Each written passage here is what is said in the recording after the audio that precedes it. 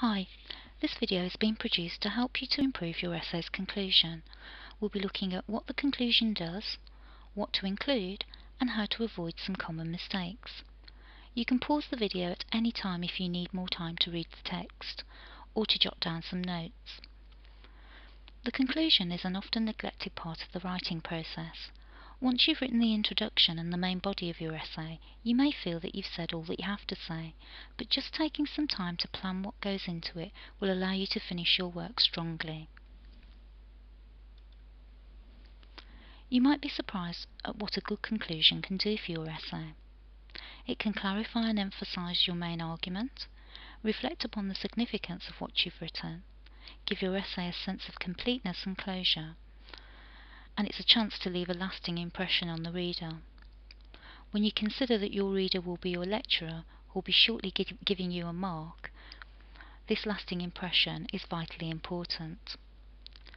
For most essays, one well-developed paragraph should be sufficient to achieve these objectives.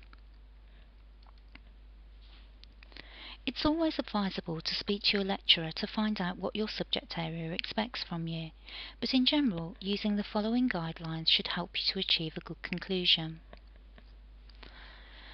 You should have a summary of the main points of your argument. This should relate to your introduction and the main body of your essay, and it reminds your reader of what these main points were.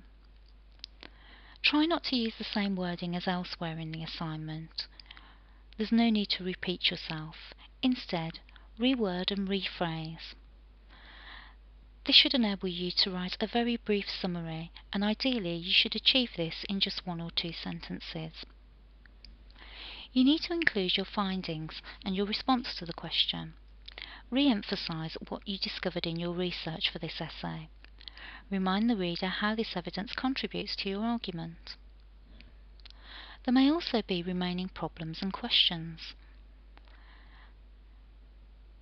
Indicate what still needs to be solved. Don't be afraid to admit that you don't know everything, or that the question itself may have raised further questions which can't be addressed within the parameters of your essay. These remaining problems and questions can also be seen as areas for future research. If these do crop up, then you can always include these within your conclusion. To close, your conclusion should have a strong final sentence. This sentence will leave the reader with an overall impression of your views on the essay topic. One approach to this may be to leave the reader with something to think about, perhaps a concept which was in some way illuminated by what you've written in your essay. Or you might want to include a quote which drives home the ultimate point. Now that we have some guidelines to follow, let's take a look at an example conclusion. This example is taken from an education essay, which looks at changes in policies for teacher training as an element of broader social change. So that you can read this fully, you may want to pause the audio for a moment.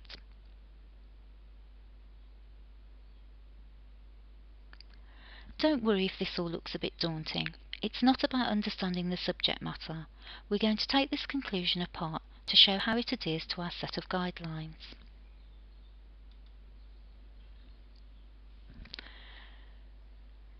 The first 2 sentences of the conclusion are a summary of the argument from the essay.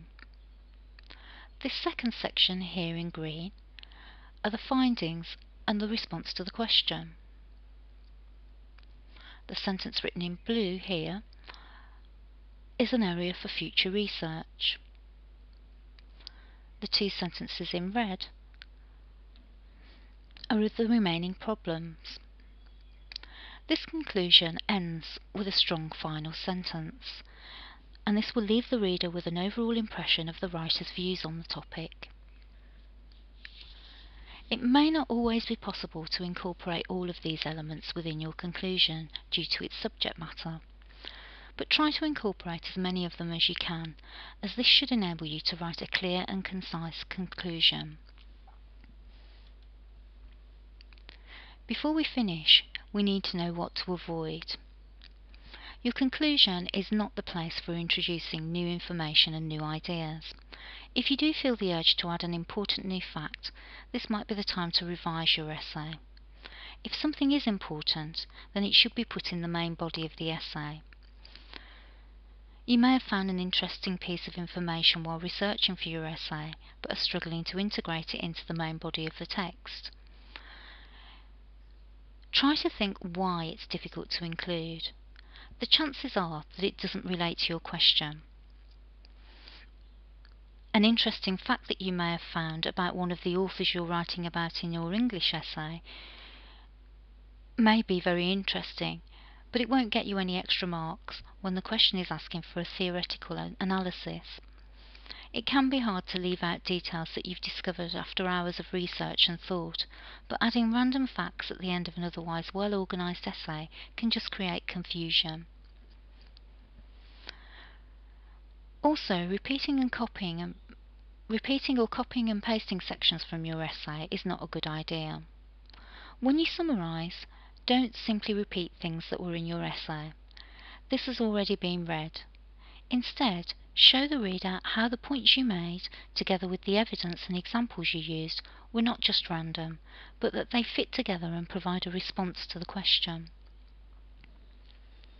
Finally, try not to make sentimental, emotional appeals in your conclusion.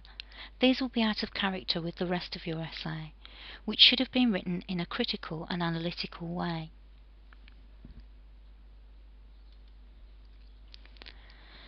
So to recap, here are the guidelines. When you plan your conclusion, you might want to use this as a template, just writing a sentence or two for each point. I hope this helps. Good luck with your writing, and thanks for watching.